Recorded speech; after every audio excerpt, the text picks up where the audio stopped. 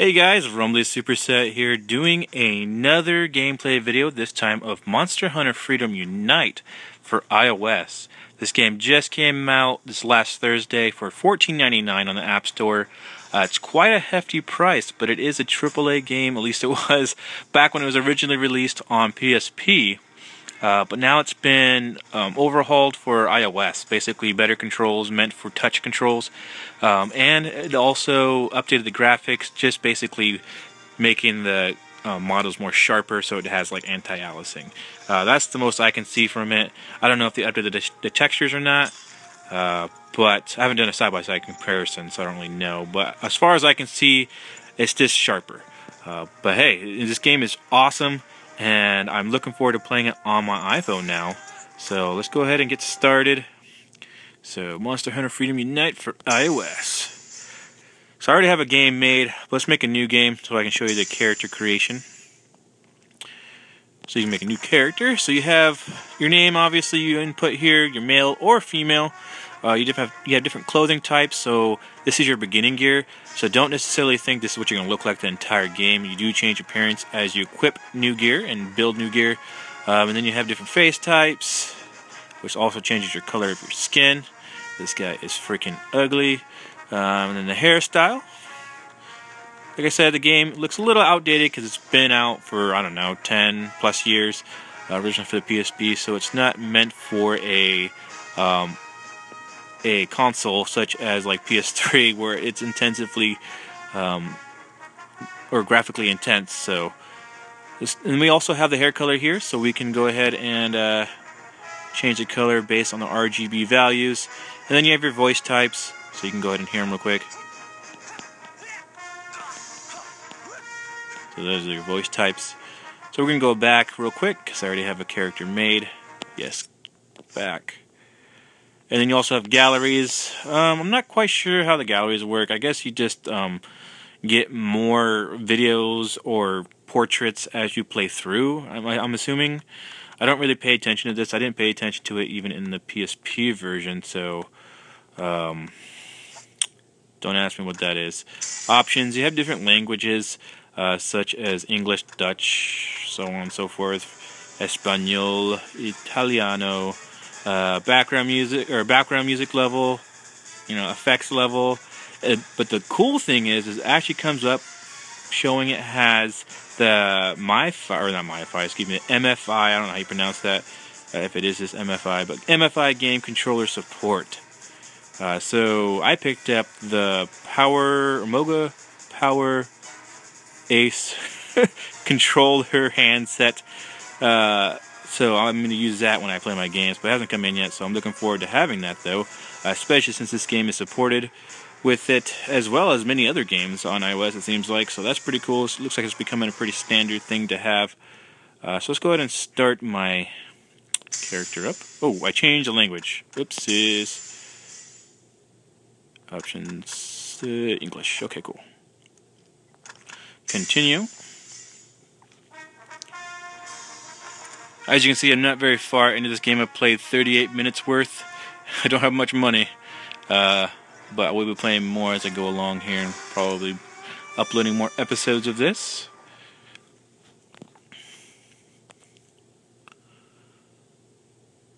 Nice little splash screen for loading. Alright, so basically how it works is you start off when you make a new character in this house right here, your house. You start off in the bed there. Some dude's talking to you, telling you to do something. But anyway, so you have your stash here, so if your inventory is full, you can stash your items into here, or take them out. So for example, I don't use bows or guns right now, so I'll put that in there. Raw meat, empty bottle, poison coating, I don't use ammo. Okay, anyways, so then you can also take it out, so here are the items that I've already put in there.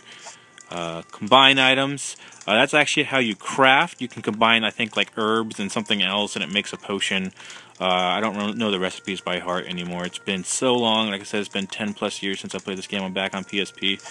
And then you can change your equipment. So instead of having to go through here and find the equipment, it's like, okay, where is it? You can go straight to the change equipment option, and it shows all your gear right here. So I have different types. This is the standard weapons that they start you off with, all the white ones, and the ones that are blue with the E are the ones I have currently equipped. So here, for example, I can change to the sword and shield of the Bone Chris. So let's change that, and I can change, there we go, the direction of my character so you can show you. So there you go, got my shield and my sword. Or if I want to go to this giant katana, get that. Oh, it doesn't look like a katana yet because it's made out of, you know, beast's bone. But you can get one that's like metal and looks like a giant katana. Oh, you have like a lance here with a shield. Pretty cool. As you do build more gear, it does take on the properties of what you've killed. In terms of appearance and sometimes even element. So for example, if like you fight a boss and he has like some kind of elemental attack, say electricity, sometimes when you craft that gear it has passives like chance to paralyze, I think. I don't remember exactly how it works, but you can have certain properties that get passed on through the monster you kill. But there's plenty of different types of items here, different types of weapons to use, so you can basically customize how you like to play your character. Alright, so and then you can auto-range items here. So, range items. Arrange my items. So, sort, boom, boom. So it's all sorted. And equipment, I can sort that too. So there it is. Or you can also sell from here. And again, rotate your character. Alright, so let's go. That's basically it here so far, at least from what I've seen and what I can remember. I don't think you can really customize your house too much, if at all. It's been a long time. I think there was a Monster Hunter game where you could, but I don't think it's this one. So this guy right here actually allows you to craft weapons. So as you collect items from, you know, plants or monsters, you go here, you can improve a weapon using materials you find. It requires specific materials to improve your weapon. You can also create weapons. So you have the different types here. Let me show you. So, for example, the Bone Blade. I already have it. It's one of the standard ones you come with, but I already collected enough items to make another one. If you don't know what's required, you can hit the button down here. It says required. So I need a small monster bone. I need 3, and I have 3 of 3. So we'll go ahead and say info, and then you have your attack damage of that weapon compared to the ones you have currently equipped. I changed my item to the Longhorn, so I no longer have the Bone Blade equipped. But if I were to equip the Bone Blade, it shows the attack differences and also the sharpness. Sharpness is basically where if you're fighting a monster, sometimes those monsters have defenses where your weapon cannot penetrate or slice through, and so your weapon bounces off. As you increase the sharpness of the weapon, whether through upgrades or just getting new items that have more sharpness, you're able to pierce through those defenses easier and more effectively. And I think the colors go like, it goes red, orange, yellow, green, I think I remember, blue, and then I don't know what's after that. And then you also have affinity. I'm not sure, I forgot what affinity is, but it also shows a rarity, so how common it is to get one, or I don't know if you can find gear. I don't think you can find any gear. I think you just create it all. And then, but you can buy gear, so that's pretty cool. But it's pretty standard, the items you can buy. Mainly you're going to be crafting your items, not buying them. You can also craft armor and decorations. So let's go ahead and, oh, maybe the decorations are for the house. I don't know. You guys can figure that out, or I'll figure it out, and then I'll post a video. And I think this guy sells armor. Yeah, so you can buy weapons and armor from this cat right here. Alright, and this guy sells, let's see, the herbs, potions. Potions are your health. Herbs are also health, but they restore a minimal amount compared to potions. But you can take the herbs and fuse it, combine them with other items, and make a potion. So that's pretty cool. Or make high potions, mega potions, whatever they are. You have the pickaxes, which are basically what you use to mine the raw materials like ore, iron ore, whatever kind of ore they have. It's like game specific. It's not real life names, except for the iron one, I think. I'm gonna go ahead and buy one anyways, because I need to have that when I go hunt. I keep going. Oh wait, these cool and hot drinks. What these are for are basically, excuse me, say you enter a zone for a quest where there actually are environmental hazards. Say it's too cold or it's too hot in those environments.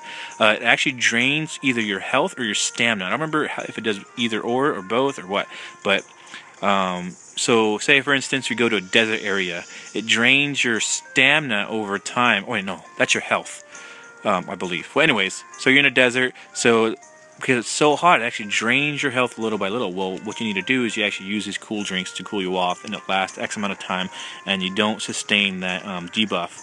And then you have a hot drink, which is basically for obviously the snow areas, where that one I think it drains your stamina, which is basically used to fight and do your moves and stuff. And the less stamina you have, the less you can do, and it's harder to sprint and so on and so forth.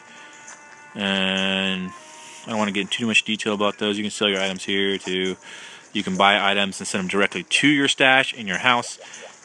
This lady, I think she gives you random items. It's kind of like, as time passes, she has different items you can buy, different materials you can actually buy for gear. So these gen prey things or io prey things, these are used to build different items.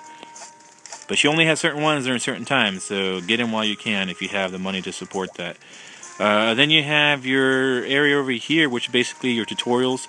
It shows you how to basically play the game. And in here is a gathering hall. You can go offline or online. This is also where you access the multiplayer aspect of the game. So that's pretty cool.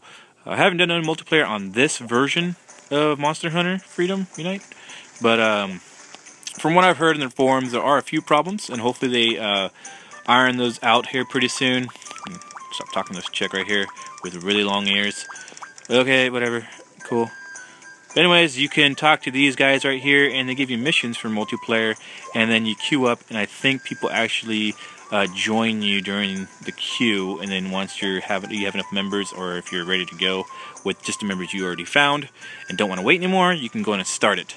And then you have missions. I'm going to show you where to go for that. This is pretty self-explanatory once you start the game. It runs you through it as long as you want to read the people talking. This chick right here, this old lady, gives you the quests. So let's go next. So you have different ranks. You have 1 star, 2 star, 3 star, so on and so forth. And as they have more stars, it gets more difficult. And the monsters generally get bigger too, which is awesome because those big fights are really cool, especially when you know how to play. When you don't know how to play, and say you come back after 10 months of not playing, you get your ass kicked. But anyway, so we have different ones right here. You have ones that say clear, saying I've already done it, but you can repeat them, so that's pretty cool. So if you're short on money and you want to just farm, you can go ahead and do one of these. And they have specific areas that they go to, so sometimes you have to go to these to get specific items in specific areas. So let me go ahead and select this one. I'm going to do the beginning one anyway, or let's see. Did that one. We'll do this one.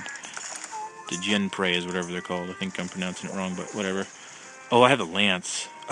Okay, well I haven't tried the Lance with these control schemes, but we'll see how it goes. So once you get the quest and you accept it, you have this little red thing over you, and that basically represents the type of hunt you're going on, whether it's gathering, you're killing prey, and so on and so forth. I think it's green for gathering, red is for killing monsters. And once you're ready, you just depart by going to this little area here and hitting X. And it takes you to the area. Alright, so you do have a time limit, it's 50 minutes. And you generally want to start off by going to this box right here. It gives you some basic items you can use on your little quest.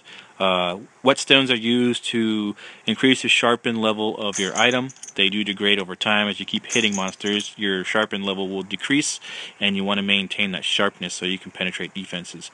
Restores a small amount of stamina, so this little beef right here, this meat, restores this yellow bar, which is your stamina, and the green bar is your health. Stamina is used for moves and running and dodging. And then so we'll go ahead and use that.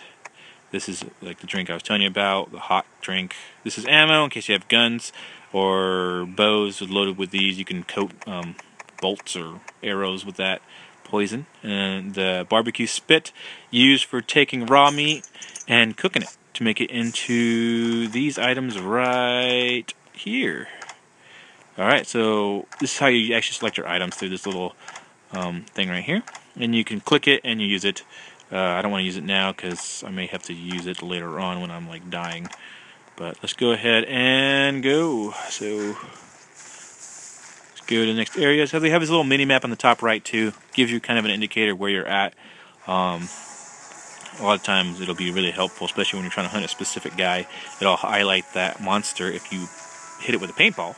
It's an item you use, you throw it at the monster, and it basically shows it on the minimap so you can trail it in case it runs away, especially for flyers. A lot of flying mobs actually try to run away to different areas on the minimap, and you have to follow them through and chase them down until you finally take them down.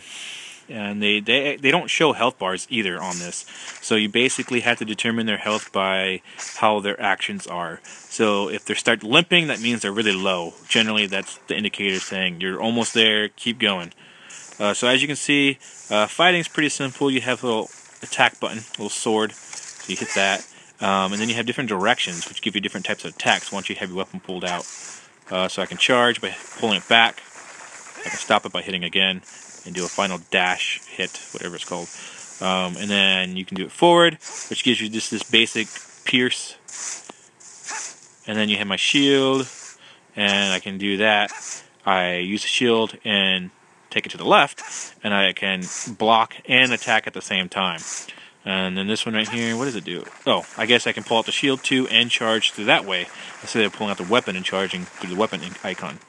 And then this one right here, this button on the bottom right, is your dodge. For different types of weapons, you have different types of dodges. And also for different types of weapons, you have different types of...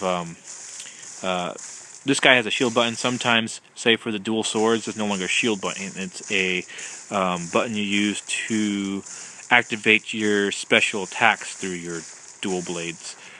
So different types of weapons are different types of playstyles. This one's more a defensive playstyle. You use your blocks to your advantage. So you block attacks, and then you attack back. You counter. This is so for instance, if you use this to take out your weapon, you use this button to the left of it to put it back onto your back, to sheath it. Alright, so let's go over here. And then you have different zones. You actually zone in. It's not completely an open map, unfortunately. But you get used to it, and it's pretty quick load times, as you can see. I think some other games, like when I play on the Wii U, the Monster Hunter 3 Ultimate, whatever it's called, I think there is some pretty bad load times sometimes in certain zones. But so far in this game, I haven't really felt any or seen any. But like I said, I just barely started playing. So you can see there, I kept hitting him, but as I hit him, my weapon's sharpness is degrading. So I have to like sharpen it. So I go here, I have to sheath my weapon to use the items. And there we go. And it actually shows the animation of you using the item. So you have to use it at the most optimal time. You can't just do it in the middle of a battle and expect the monsters to not hit you. If they hit you, they interrupt that actual item cast. So you have to use it when best. Generally outside of combat, or if you can get away from the monster far enough and use it and then be able to dodge in the very end before he hits you again. And so yeah, that's basically it. And so you have plants you can harvest here. There'll be a little icon that shows. Let me see if I can find one. Or one of these? I don't think so. But basically it'll show an icon next to your attack button that's like a question mark, and you use that to loot animals as well as loot plants and harvest bugs and so on and so forth. So you can see there where my little sheath button is. That's where that icon shows up once you sheath your weapon. See if I can do it. Okay, so he's dead. Sheathing a weapon. Now I go up to him, so there's the button, the question mark. You use it. You cut him up, take the Anteca pelt, which I'll use to make gear later on, I'm assuming. And so you can go up here, and you can climb areas. So that's basically it, though. That's basically how this game plays out. Like I said before, I will be doing a series on this. I don't know how far I'll go. I'm sure I'll be doing this a lot because I really love the Monster Hunter series. So I'm sure there'll be quite a few episodes regardless. But yeah, so I hope you guys enjoyed this review or a little walkthrough, I guess you would say. More of a walkthrough than a review. I didn't really cast my opinion on the game too much. But I hope you guys liked this little walkthrough of how to get started on Monster Hunter Freedom. And I will see you guys next time. Later!